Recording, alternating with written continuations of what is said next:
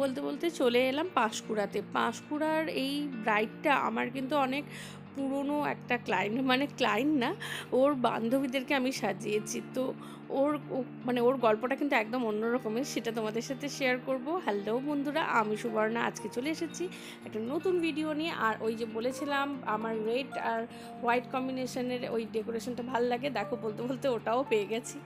তো স্টার্টার নিতে নিতে তোমাদের সাথে একটু গল্পটা শেয়ার করে ফেলি।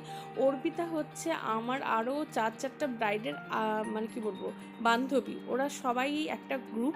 আর ও ফার্স্ট যে সেজেছিল, ওর মেকওভারটা এতটা ওদের ভালো লেগেছিল, পরপর চারজনই কিন্তু আমার কাছেই সেজেছে।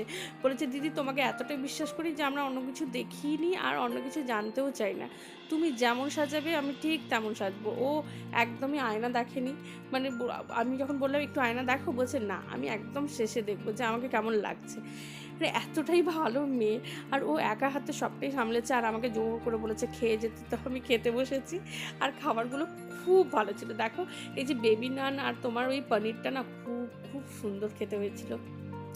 এই বেবি নানগুলো দোকানে পাওয়া যায় না কেন বলো তো? দোকানে অনেক বড় বড় নান পাওয়া যায় আমাদের এখানটায়, হয়তো অন্য কোথাও পাওয়া যেতে পারে, আমার জানা নেই। তো এই পরে চলে এসেছিলো ভাত আর ওই সবজি, ভাত সবজি ডাল। এগুলো তো আমাদের মেদিনীপুরের দিকে একদম মানে কি বলবো, এটা থাকতেই হবে। আর আমরা কিন্তু এগুলো খেতে খুব ভালোবাসি, কারণ ভাত ছাড়া আমাদের চলেই না গো। ওই ভাত তরকারি বা ডাল এগুলো কিন্তু আমাদের খুব পছন্দ। পরে চলে এসেছিলো ভালো পিস ছিল আর টেস্ট ভালো ছিল জানো, একদম ফ্রেশ মাছ ছিল।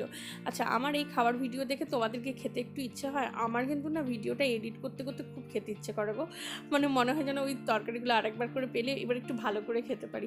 আসলে ওই দিনটা তো আমরা প্রচণ্ড ব্যস্ত থাকি আর ভীষণ টায়ার্ড হয়ে পড়ি, তো ওই দিন না অতটা ভালো করে খাওয়া যায় না। কিন্তু পরে ভয়েস ওভার দিতে দিতে না আমার কিন্তু ইচ্ছে করে একটু যদি মাটনটা পেতাম, উফ দারুণ খেতে হয়েছিল তো ওই দিন। ওগুলো মনে করি, সত্যি ভালো হয়েছিল। আর এই যে দেখো ঠান্ডা ঠান্ডা ছিল বলে নলেন গুড়ের রসগোল্লা, আবার নলেন গুড়ের কিন্তু আইসক্রিমও ছিল। সত্যি এই শীতকাল চলে গেল না, এইগুলো এই জিনিসগুলো পাওয়া যায় না বলো। শীতকালটা কত ভালো বলো, সব কিছু খেতে পারো, সব কিছু মানে ভালো ভালো জিনিস পাওয়া যায়। গরমকালে একদম ভালো লাগে না। আর এখানটা না আমার ওই চারজন ব্রাইডও কিন্তু উপস্থিত ছিল আর প্রত্যেকে কিন্তু ডান্স করছিল। এই যে দেখো কি মজা করে ওরা ডান্স করছিল, ওদের দেখে না মনে হচ্ছিল আমি একটু ডান্স করি।